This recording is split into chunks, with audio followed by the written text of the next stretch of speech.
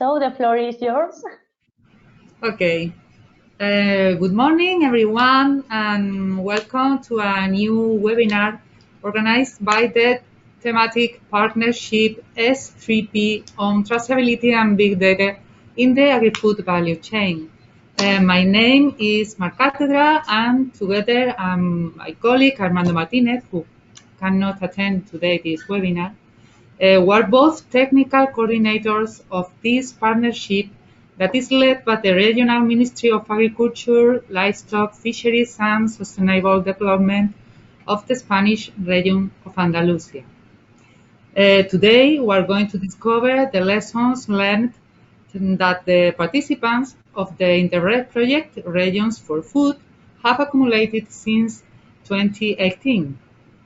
In a few moments, my colleague Esperanza Perea will introduce the project, but first, in words, noting that Regions for Food is a project that enjoys 7 regions of traceability and big data. It was the first project born from this partnership, taking advantage of the opportunities raised from the collaboration among regions with a common objective: to boost the innovation and the digitization of the agri-food value chain. As you may know, in the next months, the European Commission is going to launch new calls related to our partnership objectives, where regions, associates, and the stakeholders of our region nodes can collaborate and apply. I would like to mention that from the coordination team of traceability and big data, and jointly with the co-lead region Emilia-Romagna, also partner of Regions for Food, we are working on promoting cross-collaboration between regions to seize opportunities of the goals that are near to come. And very quickly, let's move to the agenda. First, my colleague Esperanza Perea, Coordination of Regions for Food from the lead region Andalusia, is going to introduce the project. Second, Natalia Dila and Miguel Villa, both members of the coordination team of the project, are going to explain the interchange of experiences, good practices, the peer reviews, and of course, the lessons learned. Later on, we will have time for discussion. Until then, we are happy to receive any question in the chat, please. Before to give the floor to our speakers, I would like to share with you that tomorrow we will launch a new Traceability and Big Data newsletter. This month, it is dedicated to the International Working Women's Day that will be celebrated the next 8th of March.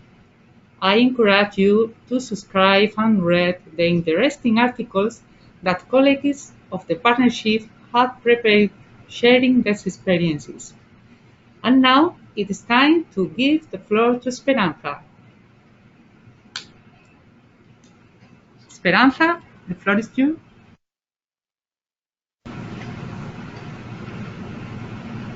Hello, Esperanza, you have the microphone mute.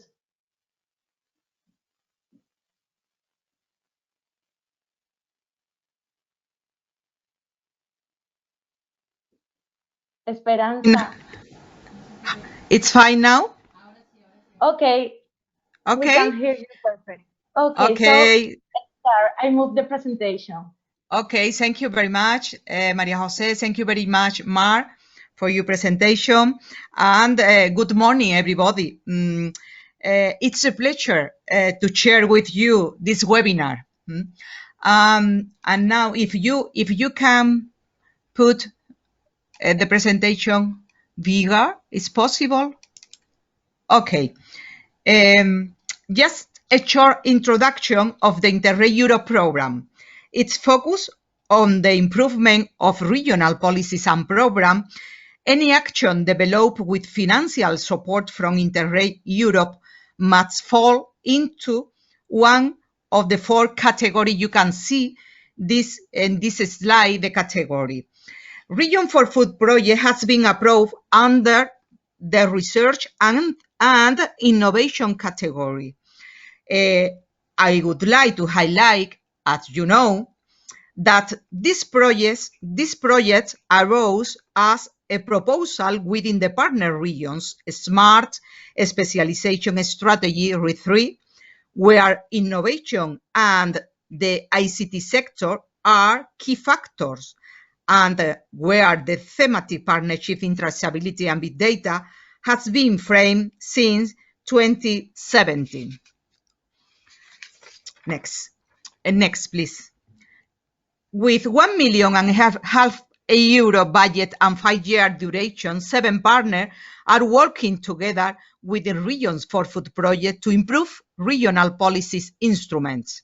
Regional Ministry of Agriculture, Livestock, Fishery and Sustainable Development of Andalusia, lead partner. Pays de la Loire Regional Council, France. Sinajorki University of Applied Science, Finland. Arthur from Emilia-Romagna, Italy. South Transdanubia Regional Innovation Agency, Hungary. Province Limburg, Netherlands, and Pasarski Regional Administration from Bulgaria. The life cycle of the project will be from June 2018 to May 2023. 10 semesters in total is this project. The next slide. Okay, in this slide you can see the overall objective of the project, which is to maximize the innovative potential of all actors of the food value chain through ICTs. It will be achieved through the following specific objective: bring together regional authority 3 involvement of quadruple helix actor of food value chain, guide future agri-food policies and strategies, connect the world of research and agri-food companies, generate added value from research and innovation and smart specialization to agri-food industry, and finally, promote public-private governance mechanisms. The main aspect in the next slide, the main expected results are the 7 action plans. This is the most important output of this project. But the aim of these 7 action plans, 1 per regions, the aim is to improve the policy instruments to be addressed by project partners. Actions included in the plans should contribute to better exploiting ICT's potential and deliver innovation to food industry, enhanced smart progress and growth. Expected intermediate results also that will support the preparation of the these mentioned action plans. These intermediate results are the following: improving capacity building at all levels, staff, organizational, regional, and beyond the partnership. For example, in this partnership is beyond the partnership of the project, is this partnership, for example. Another one, reinforcing cooperation between quadruple helix actors and delivering strategic guidelines for the new programming periods. Well, we are now in our project, in the Region for Food project. The next slide, please. Well, this is our timeline. You can see the project has 7 semesters in 2 phases. Well, we have completed right now 5 semesters. We are now in the middle of the sixth semester. The main activities and output in this project till now are the development of the communication strategy, the development of the 2 common methodology and their regional implementation, the identification and selection of good practices, the chain of good practices that has been carried out through study visits, the preparation of the first action plan draft, the peer review process, the elaboration of the action plan second draft or final version during this current sixth semester, the second draft or the action plan second draft, the final version should be submitted during spring 2021, or maybe the final version in autumn 2021, depend of the partner. It is maybe the ideally is in spring 2020, but maybe will be possible in autumn 2021. The next slide, you can see the communication strategy is a key component to achieve project objective, disseminate results, and keep open the dialogue within the partnership and with all actors of the innovation ecosystem in the food industry.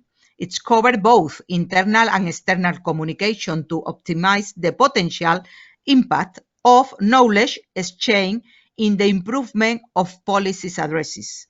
Our colleague from Emilia-Romagna have developed the communication strategy during the first semester. The next slide, you can see the methodologies and their implementation has been the key activity of the second semester and the focus of the second interregional seminar.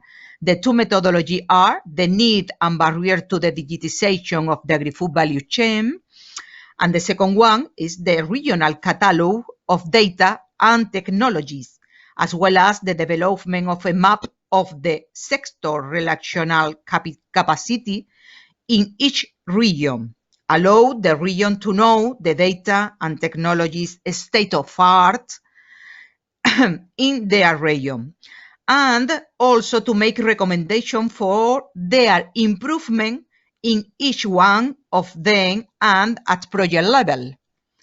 In the next slide, you can see the identification and the selection of regional good practices that can be transferred to the other regions and to be considered in their action plans was the first step and the starting signal for the study visit. In total, 29 good practices were selected in the 7 partner regions. Natalia Ardila will explain it later. In the next slide, here you can see the timeline of the Region for Food Project study visit. I would like to highlight that the study visit to the good practices during 2017 served to discover and learn in situ a wide and heterogeneous number of good practices. They also help to get a deep learning about the good practices, identify those that are more interesting and with highest potential to be replicated, and inspire the actions, including this action plan to improve the policy instrument. And the study visit started in the second semester. You can see in May 2019 in Nantes. During the first semester, we visit Senayoki and Seville in September 2019, Maastricht Bellon and Bologna in October 2019, and Plotvy in November 2019. The study visit finished in the fifth semester in June 2020, one semester later than foreseen due to COVID-19. For this reason, San Transdanubia visit was online. In the next slide, you can see the main output of this project, the preparation of the 7 regional action plans, one per region, which represent the main project result, as I said before. It's been hard and amazing work.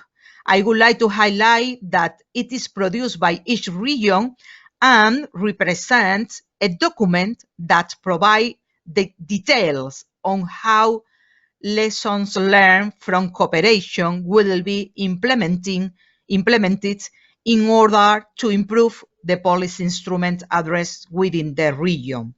The methodology will be explained by Miguel Villa later. In the next slide, explain about the peer review. The overall objective of the peer review, the peer review is one of the most important methodology of this project, in my opinion. As I said before, the overall objective of the peer review was that the partner owner of the good practice inspiring the action of other partners' action plan draft evaluate it, taking into consideration this partner context on innovation strategy. It must be highlighted that 27 peer review online due to COVID-19 has been celebrated from June to November 2020. The process has been carried out in 3 steps that will be explained later by Miguel Villa. Well, finally, the last this slide explains one of the main another main important result of this project. Based on the reports and the evaluation, the reflections and debates arising from the chain of experiences stage, partners together with experts and policymakers will discuss strategy recommendations aiming at influencing EU digitization strategies in the agri-food value chain in the next programming period. First joint conclusion and 7 policy recommendations were elaborated at project level and debated in the interregional seminar which took place in Pays de la Loire in May 2019. The recommendations, including lessons learned, have been debated and reviewed with and EU innovation policy experts for an improvement in the interregional seminar which has been celebrated online in November 2020, with the goal of achieving an agreement during the 6th semester with final strategy recommendation to European policies. Then, project partner will draw a strategy recommendation agreement, joint agreement, aiming at influencing EU digitization strategy in the agri-food value chain with a focus on next programming period.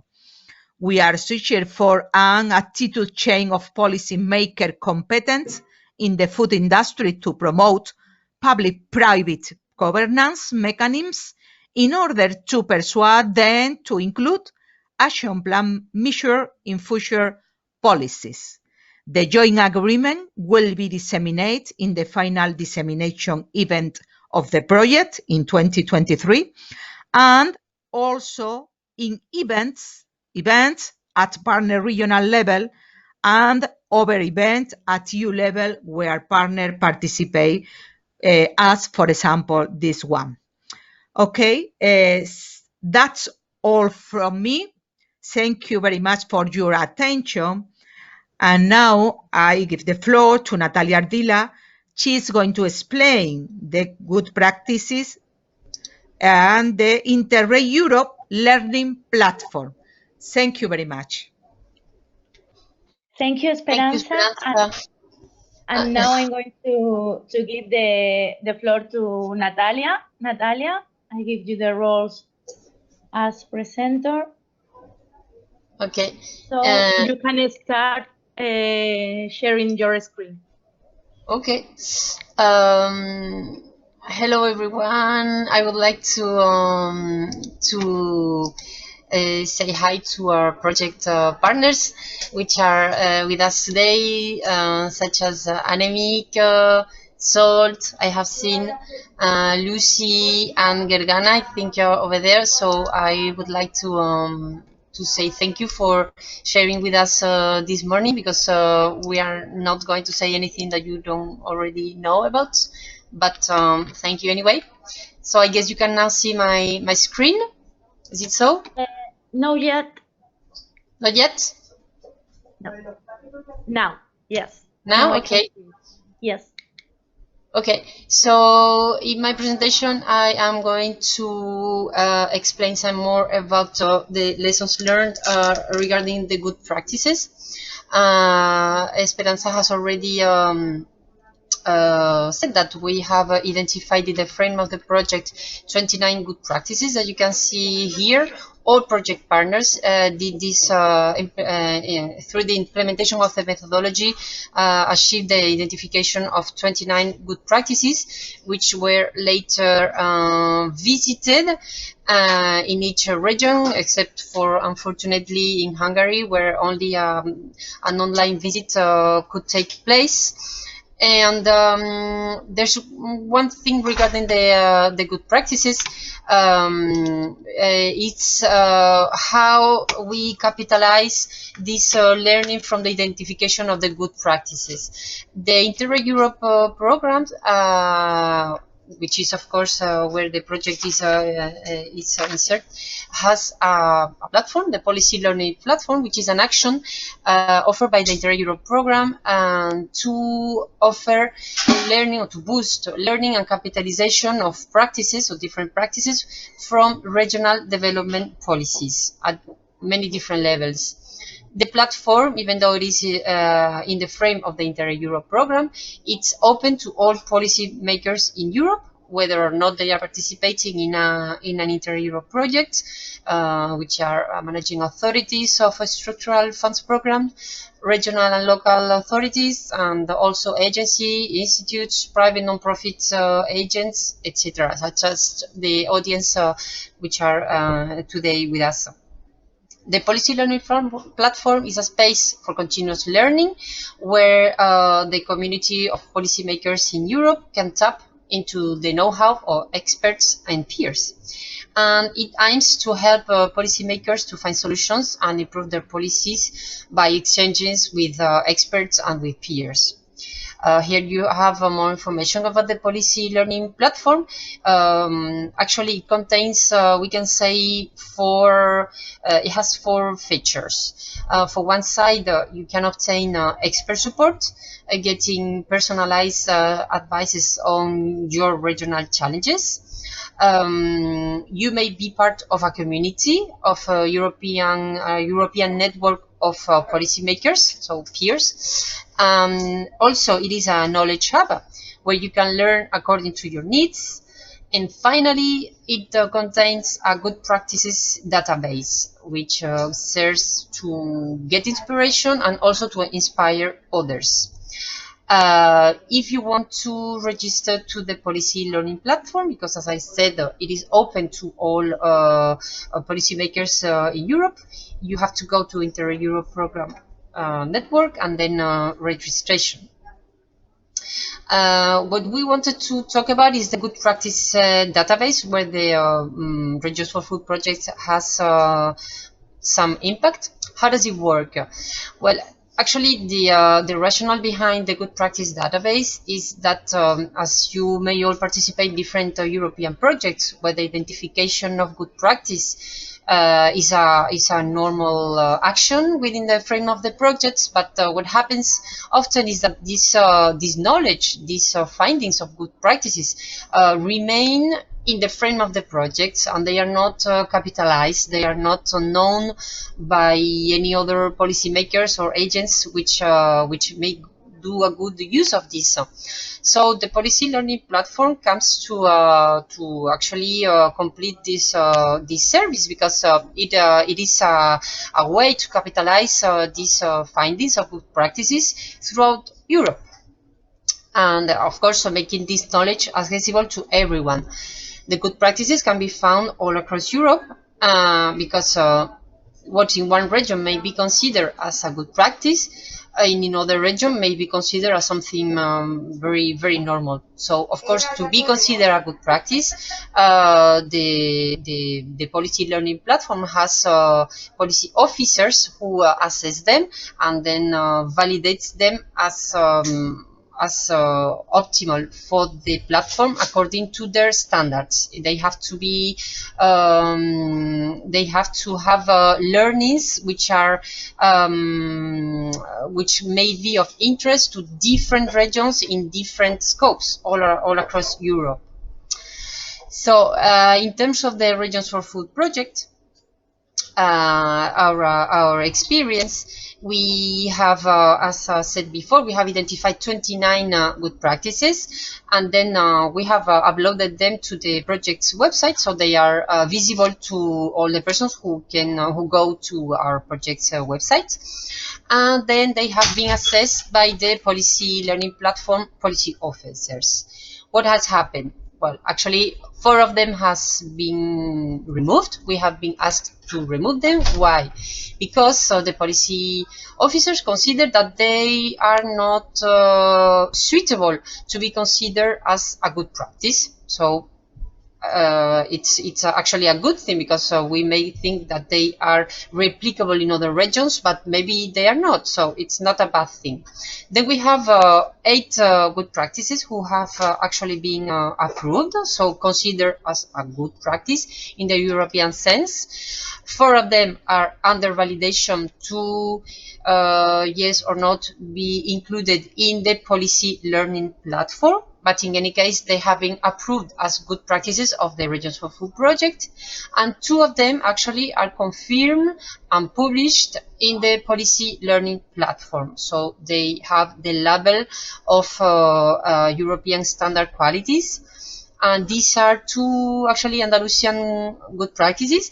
It's the Andalusian Phytosanitary Information and Alert Network, RIFE, which actually comes from us, from the regional Andalusia Regional Ministry of Agriculture, Livestock, Fisheries and Sustainable Development. So it's our colleagues who have developed this this good practice since a long time ago. We proposed it to the we identified it as a good practice in the frame of the project. And then the policy officers of the policy learning platform have considered that it has a good potential for learning in other regions, in other European regions. And then the other one, which is also from Andalusia, from the University of Sevilla, is the master's degree in digital agriculture and agri-food innovation, which mix both competencies on agriculture, on digitalization, and also in information, in education to a good large number of persons. And then we have 15 other good practices which are still under assessment. They have not been or validated or approved. So we're still working on it, because, as you know, the project is not finished. And just one thing that I think it has to be said, and before I give the floor to my colleague Miguel, as all the good practices, as Esperanza has said, has one goal, or the identification of good practices, the visits, the database, is the elaboration of the action plans, which is actually the objective of the project. And then Miguel is going to say some more about this. Thank you. Thank you, Natalia. And now I give the role of presenter to Miguel.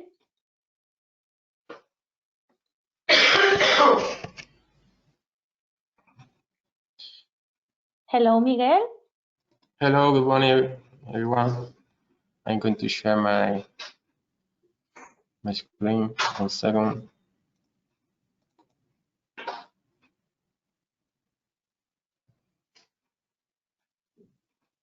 Okay, we can see it. Now? Yes. So, well, good morning, everyone. It's a pleasure. But I can see, sorry, Miguel. I can see also your comments. Okay, 1 second.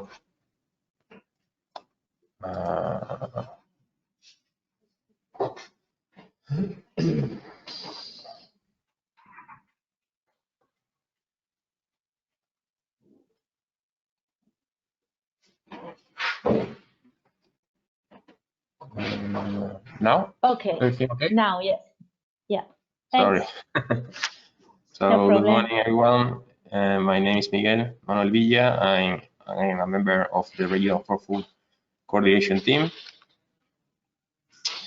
As the project coordinator has commented before, the action plan represents one of the main key outputs in the phase 1 of the project. It's a document that provides details on how the interregional exchange learning process will be implemented during the phase 2 with the aim of improve the policy instrument addressed by each regions. A minimum information must be provided by each region, such as the name, nature of the actions, relevance to the project, how the policy instrument will be improved, source of inspiration, which good practices or lesson learned have inspired the action, stakeholders involved, time frame, cost and funding sources, outputs, and results indicators, and endorsement letter signed by the responsible organization. During the current semester, the FIS project partners are improving their first action plan draft, taking into consideration the recommendations and suggestions received during the peer review process from other partners. The final action plans versions should be ready for submission and approval by the Joint Secretariat before the end of phase 1. But a phase 1 extension could be agreed, and in that case, project partners will be allowed to optimize and improve their action plans during the 7th semester as well. The peer review process took place during the previous semester, the 5th, from June to November 2020, as Esperanza said before.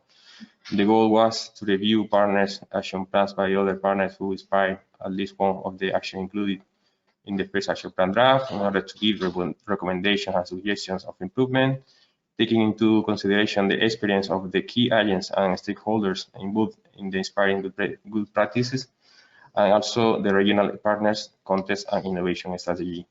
In total, 27 peer review meetings were celebrated online due to the COVID. The 7 regional action plans were reviewed and analyzed, and 27 peer review reports were celebrated with recommendations, suggestions of improvement.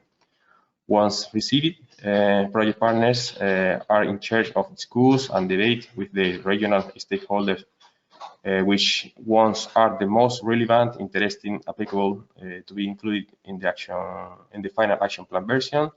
We are currently in this stage. I would like to highlight the following outputs. 29 replicable good practices have been identified. 7 regional action plan draft, 1 per project partner, have been elaborated with a clear link between actions included in them and the interregional exchange experience. 14 inspirational good practices have been considered in the 7 regional action plans elaboration process. 7 policy instruments will be addressed. 4 are structural funds programs and 3 regional development strategies. 7 regional action plans draft have been reviewed during the peer review process, and 27 peer review reports have been elaborated by project partners by involving key agents, stakeholders. And as I said before, the main outputs in phase 1 will be the first one, the elaboration of the 7 regional action plans. Project partners are working on the final versions right now. And second, the elaboration of a strategic political recommendation document called Joint Agreement with 7 policy recommendations which have been elaborated at regional and project levels thanks to the exchange learning process, reflections and debates. And the last one in November 2020 during the Interregional Capitalization Seminar. And during this semester, the 6th, they will be discussed at regional level in the stakeholders group meeting in order to be validated and or build on them new inputs and to be shared and agree in the next interregional political seminar. The joint agreement aims to influence policymakers and the future policies in agri-food sector and will be disseminated in the end of phase 3. Back to the inspirational good practices. First, I would like to remark that Interreg Europe collects good practices mainly coming from public bodies that are in charge of managing public policies. In some cases, the presence of a private organization is possible, for example, through a co-managing system, and its policy learning platform is fully dedicated to capacity building of practitioners of local and regional development policies, and therefore the good practices included in its database come from public bodies or bodies governed by public law mainly. I highly recommend to visit the Interreg Europe website to find more information, as my colleague Natalie said before. Our good practices are being classified in 4 different main topics. The first one, educational, for example, postgraduate specialization in digital technologies applied to agri-food field offered by public universities, 2 masters by the University of Seville and the University of Cordoba from Andalusia, for example. Ecosystems bringing together key actors of agri-food sector in higher education and research development and innovation to develop initiatives.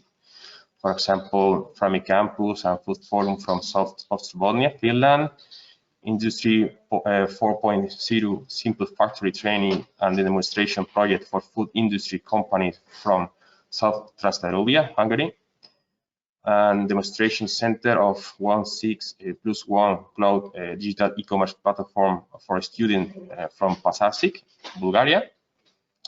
The second main topic is organizational, for example, accelerators of innovation, digitization in agri-food sector, Fireware Zone and Digital Innovation Hub Agrotech from Andalusia, Spain, for example. Here, I would like to say that the development of digital innovation ecosystems at the regional level provides one of the necessary responses to the EU strategic goals, namely to improve Europe's competitiveness in the global digital economy and achieve technological sovereignty. For example, public-private collaboration initiative to boost technologies based on companies, for example, Andalusia Open Future and Minerva from Andalusia, Spain, network as well of farmers and agri-technology companies to create synergy, for example, Living Lab and e-Living lab project from South Ostrobothnia, Finland, and cluster agri-food from Emilia-Romagna, Italy, and buildings, hosting and supporting structures for innovation and training in agri-food companies. Our partner from País de Lora, for example, has Technocampus alimentation as a good practice. And the third one, the technical main topic, for example, tools for utilizing data in animal health and medication through verification and tracking. For example, the good practice from South Ostrobothnia, Finland, utilizing data in animal welfare, verification and tracking, technological application to optimize plant health and growth. For example, successful sensor and data-driven plants growing with 17 years of success from South Transdanubia, Hungary.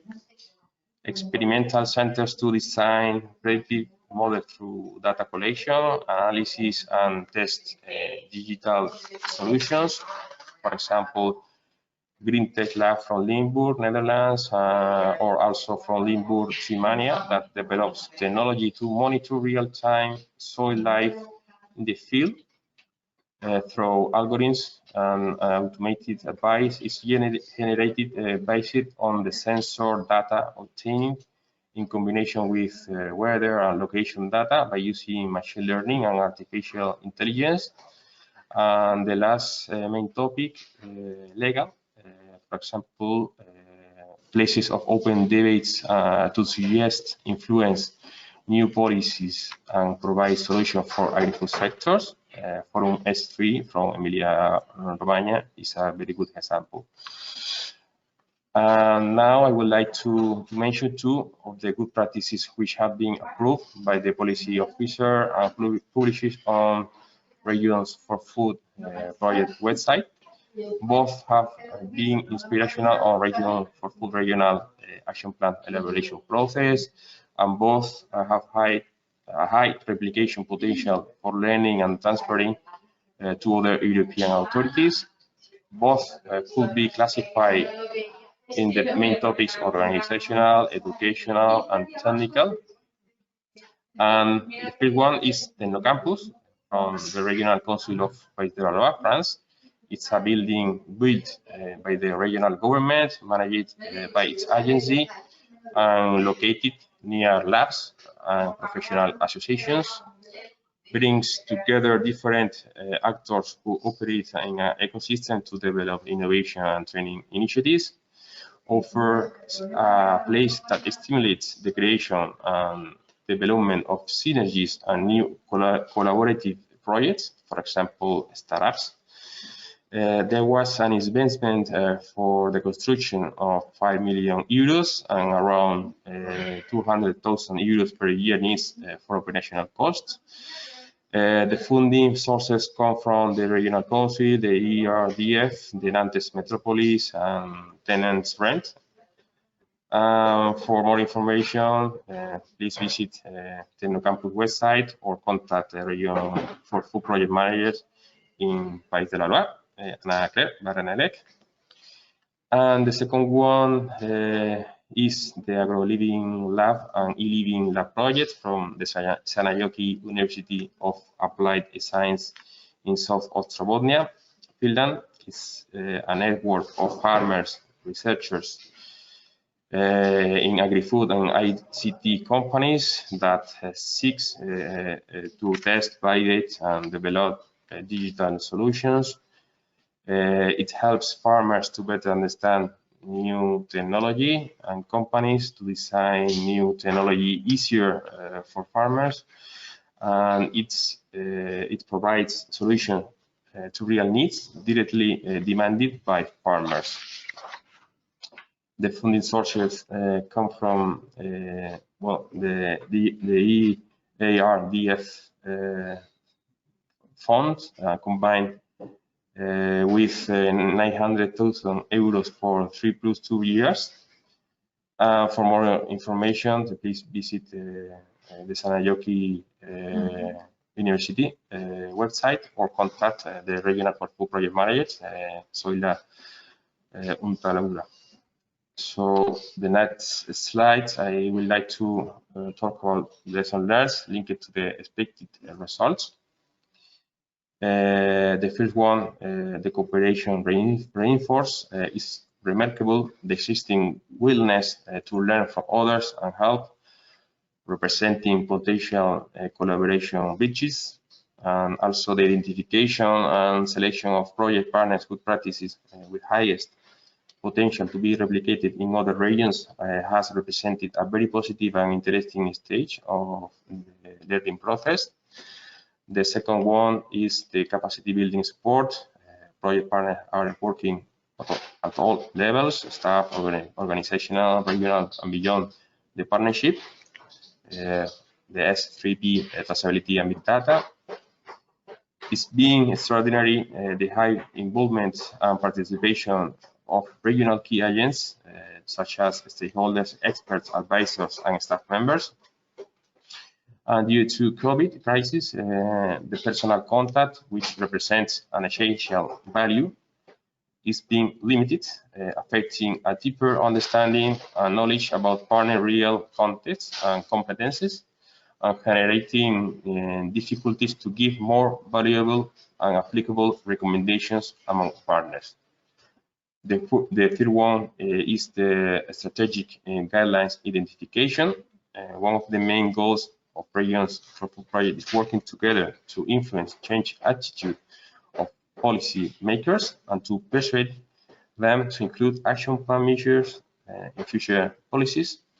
And the 7 strategic political recommendations have been identified by project partners, which are under an improvement process at regional and project levels, with the aim of elaborate, validate, and agree a final document called Joint Agreement during the next interregional political seminar, and taking into account that this document will be disseminated in a high-level event at the end of phase 2.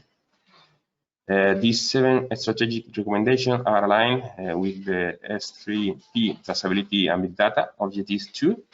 And among others, I would like to comment or remind the following ones: to create legal frameworks for data management and analysis and sharing, for example, through more open data platforms and interoperability, to create ecosystem of innovation and coordinate, improve, and consolidate the existing ones, and to promote linkage, and to promote technological solutions by ITC companies and enhance digital infrastructure across Europe. Before finishing my presentation, I would like to highlight that digital transformation is one of the key enabling conditions of the S3 strategies for the new programming period, and is thus a major priority for regional authorities. Farmers, cooperative, agri-food, SMEs, companies, citizens, and other key agents are facing particular challenges in accessing digital services and investing in digital infrastructure solutions. COVID crisis offers the opportunity, among others, to mobilize and strengthen local networks and cooperative structures to face future shocks. And it's needed a higher relevance to enhance quality and use of digital tools. Therefore, policies must develop tailored concepts and instruments that can recognize the specific needs of them. Policymakers must incentivize cooperation of stakeholders in digital innovation ecosystem, and build on existing competencies within regions and connect to complementary competencies beyond.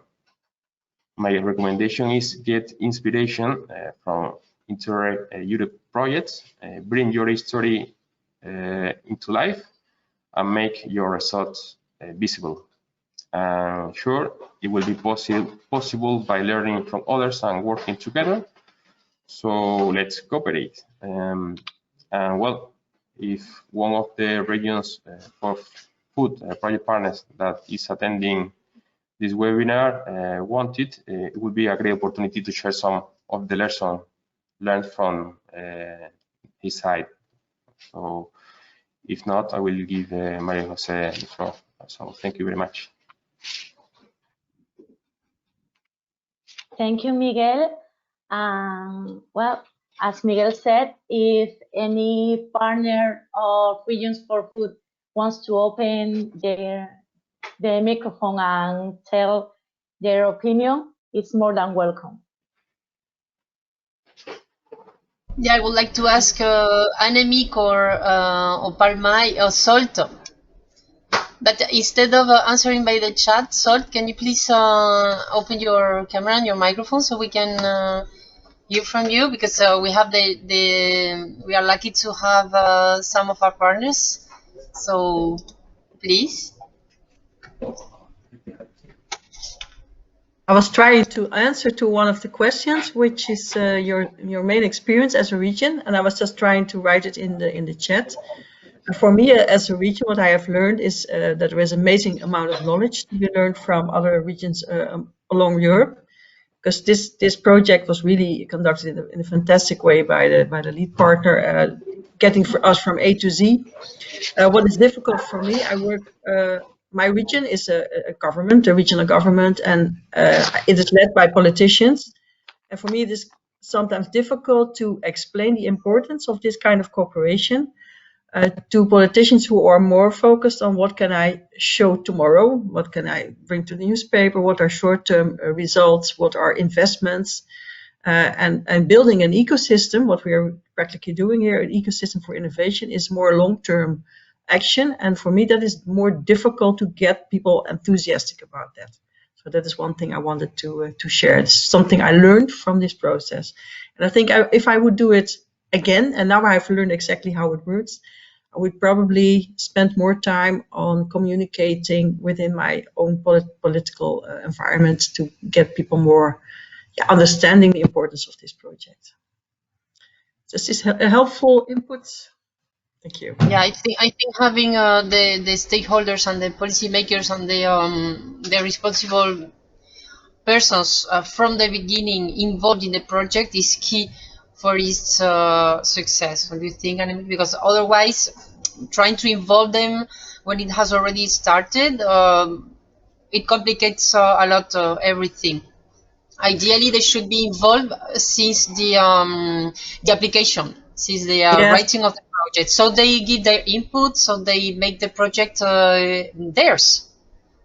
Yes, but otherwise it's difficult for them to see the advantages or the outcomes of the project, because it's just so theoretical, I guess. I mean, it's easier if they are there, but in my region, a lot of the people I can involve now were not there at the beginning of the project, because it's quite a young topic in our region. So it would, at the moment, it would be easier than 3 years ago, when actually for instance, I tried to discuss with the ICT campus we have, and their answer at that time was, well, we are interested in ICT and digitization, but not on the topic of farming and agriculture, because we don't have expertise on that. And now they're starting to work together with our other campus on agriculture. Now they're ready to do this. I guess as long as there are changes, evolution in the frame of your region, for example, of the Limburg province, it is already a success.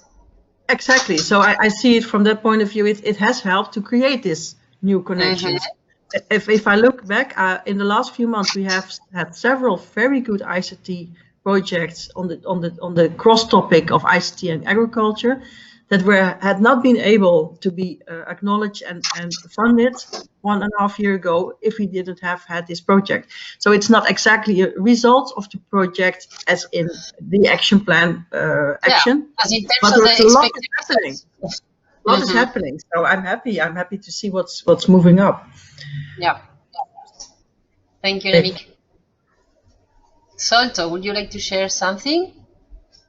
Yes. Good morning, everyone. Thank you for the invitation to this event. I would like to reassure or repeat what Annemiek said, that it is a very well-led, very effective project in terms of management.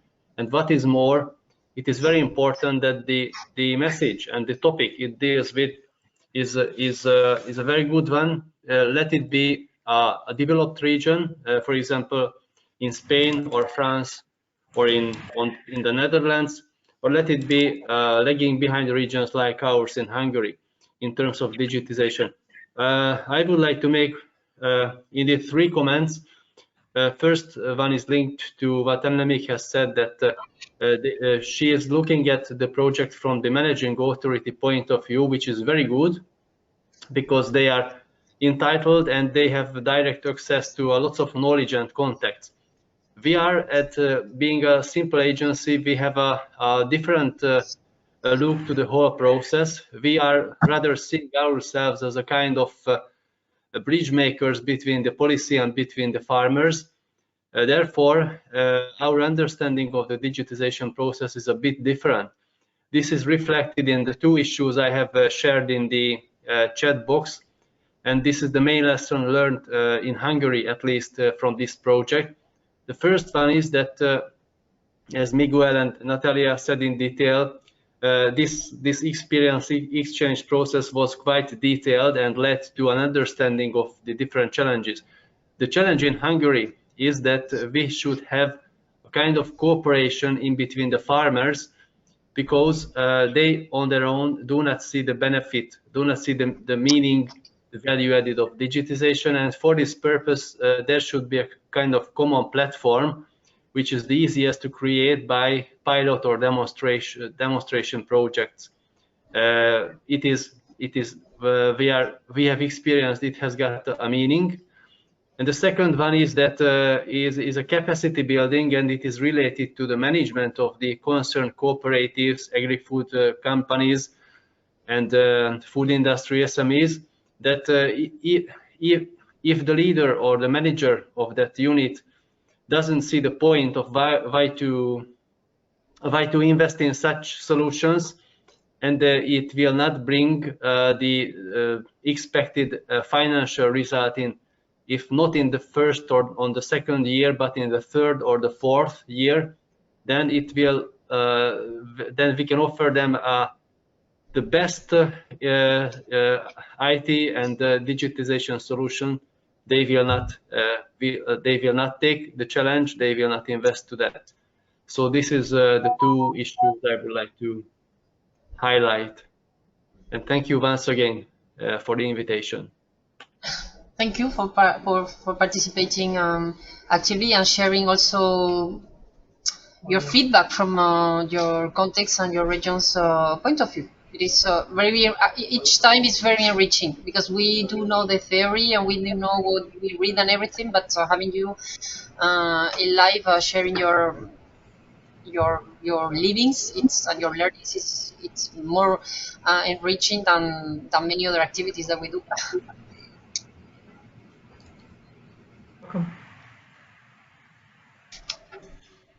Thank you, Natalia, Sol, and Nemik. I see that most of the questions typed in the chat has been answered on writing, but I see that Sol asks, what is the role of the Traceability and Big Data Partnership in the utilization promotion? Mar, if you want to share the answer. Excuse me one moment, Maria Jose and Mar, please. One thing, yes. only one thing. Thank you very much for inviting this webinar. I think I would like to share with you one important thing, is that the strategy policy recommendation, when the partnership of the Region for Food project is agree with the recommendation, after that the project want to disseminate with another platform. For example, the most important disseminate for this strategy policy recommendation will be in this platform, in the partnership of traceability and big data of the value chain. Okay, only this one. Thank you very much. Of course, thank you. Thank you, Esperanza, and I can say you another thing in this sense. On the S3P Traceability and Big Data meetings, in all of the semester technical meetings that we have had with the other partners, we have given some information on this project. Also, this is the first webinar that we have organized for knowing the lesson learned. But if you want, we offer the opportunity to organize a webinar to go in depth in both methodologies of the project have developed, and it's a good idea if the partnership members are interested in. And also, for finish the answer, we have a newsletter that on which I have the link in the chat, and our social media accounts open to the dissemination of the project results. We can offer all of them. Thank you very much. And I think that another question from Cecilia Gagnan in the chat. Cecilia, nice to meet you again. And she said that her question is open of any member of the Regions for Food project. What is your opinion, the main lesson learned for the regions in relation with the design of policies supporting the digitalization for the agri-food sector? Any member for answer this question, please?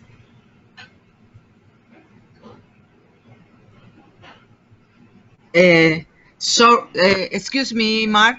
I think that Salt from Hungary and me from Netherlands answered this question on the chat. And maybe they want to share this question, because we think, as Cecilia said before, it's a very important question. Okay, I'm sorry, but I didn't read the rest of the chat. Sorry, Salt. Excuse me, no problem. I will not repeat what I have said because of the time is running, but I highlighted 2 points. The one is the cooperation to cooperation of farmers to demonstrate for them, because individually they do not have always the necessary amount of funding to buy these new tools or softwares. So it's a kind of demonstration is needed to highlight the importance of digitization in the agri-food sector. And the second one is that the awareness raising targeted to the managers of these business units is a necessity to understand them that okay, I've got a very good machinery at my company, but it costs a lot and it doesn't bring any kind of profits. Then what is at stake? What is the meaning of that? So it needs to be communicated well to them. Okay, thank you very much. Okay, any question? Okay, this time I think that it's time to finish the webinar, and I would like to say thank you very much to Esperanza, Natalia, and Miguel for your presentations, and also to the regional members that have shared with us your experiences. And also thanks to all the attendees. Remember, please, to read our newsletter and follow us in our social media accounts to be updated to the latest news of our thematic partnership on traceability and big data. And thanks to coming, and have a nice day, and bye.